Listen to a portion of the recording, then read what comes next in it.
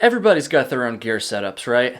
There's things that work for certain people and there's things that don't work for certain people. After 3,000 plus miles, I've determined which gear I'm always going to carry, and I've gone through a few items that I can say pretty confidently that I will never hike with. What's going on, everybody? My name is Kyle O'Grady. I'm a thru-hiker. I'm a peak bagger. I'm honestly just kind of a huge hiking nerd. And if you yourself are a hiking nerd or an aspiring hiking nerd, that's a lot of times to say hiking nerd, I encourage you to hit that subscribe button and maybe even hit that like button as well.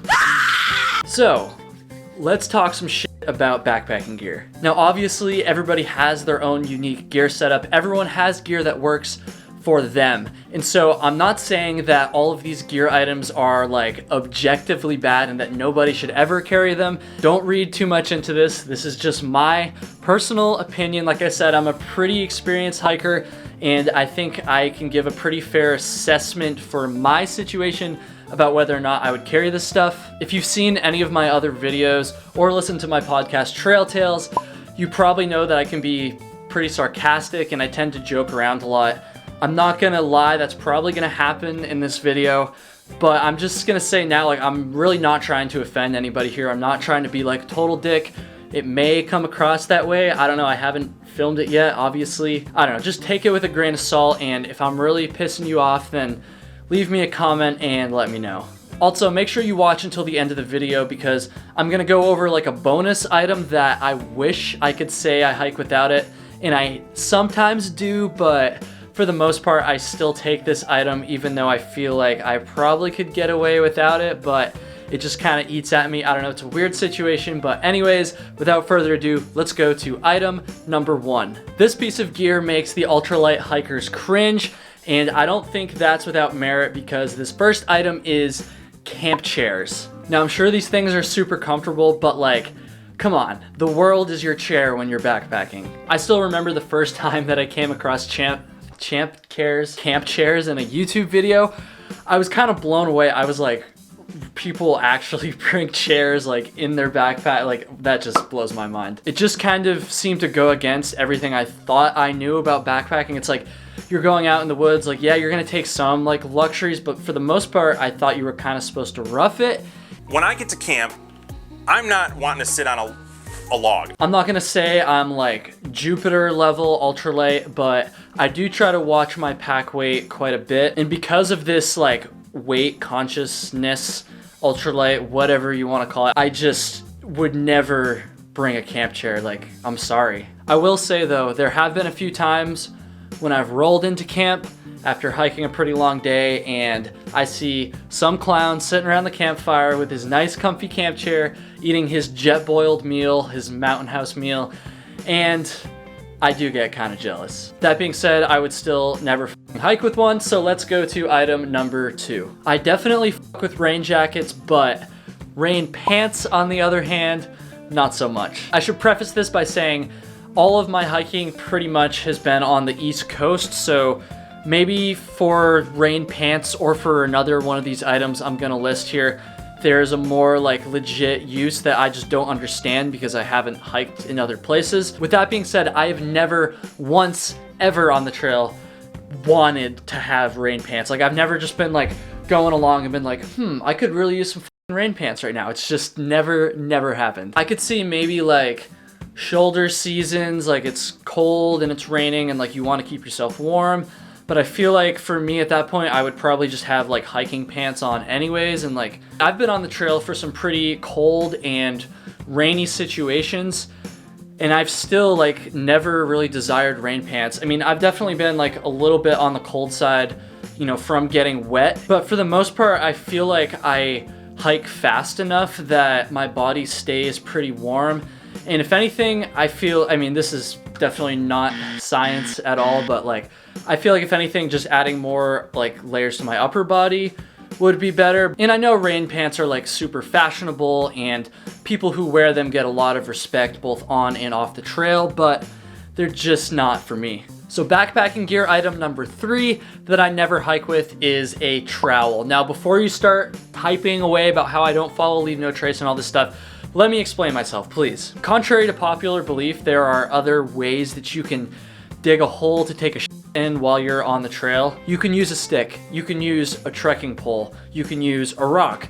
It's not like you're trying to dig like a fucking crater in the earth, you know, just to take a shit in. Like a little rock or a little stick will get the job done, unless maybe in the desert it's like different or something. Like I don't even know, but I'm talking again, East Coast. I've never not been able to dig a hole with something around me or just using my trekking pole. Yes, it's probably more convenient to do this with a trowel, but that's just one more thing to carry, and I know it's not that heavy, but again, it is one more thing that's gonna add weight to your pack.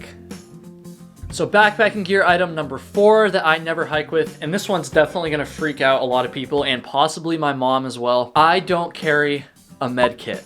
Now, to be completely clear, I'm not saying that you should like not take anything even remotely medical. Like if you want to bring a couple band-aids, fine. If you want to bring some ibuprofen, fine. And obviously if like you have some medication that you need to take, or like you need an EpiPen for an allergy or something like that, like take that shit. I'm not telling you to go hike without your EpiPen if you're allergic to fucking peanuts. All I'm saying is there's no reason to take like an excessive, like big bulky med kit if you don't like actually know how to use that stuff. If you're a trained medical professional and you know exactly when to apply every single bandage in these med kits, you know how to use a splint, you know exactly how to treat multiple kinds of wounds, then fine. I'm not gonna tell like a fucking doctor not to bring a med kit when they're hiking. All I'm saying is if you're a normal person like me with like an average to slightly below average level of intelligence, it's just not gonna do you any good to carry around pounds of like medical supplies. And if you really get like some sort of severe wound,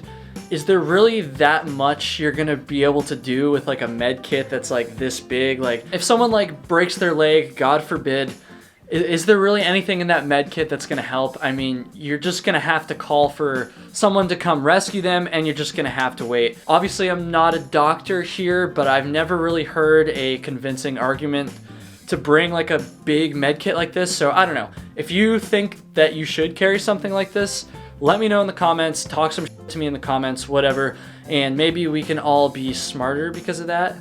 For me personally, I'm gonna stick to a Ziploc bag with a few loose ibuprofens and maybe a couple band-aids. So let's get into this bonus item that I was talking about at the beginning of the video.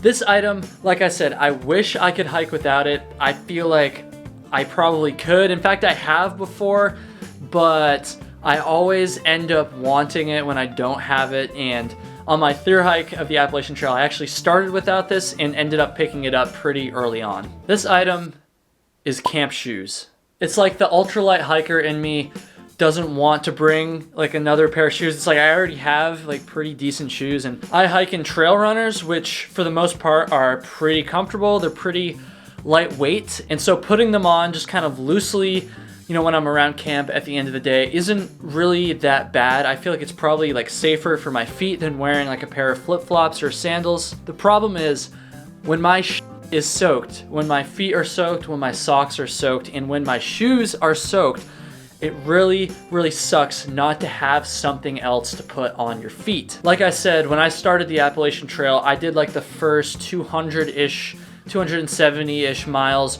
without camp shoes, and after getting absolutely destroyed by rain in the Smokies,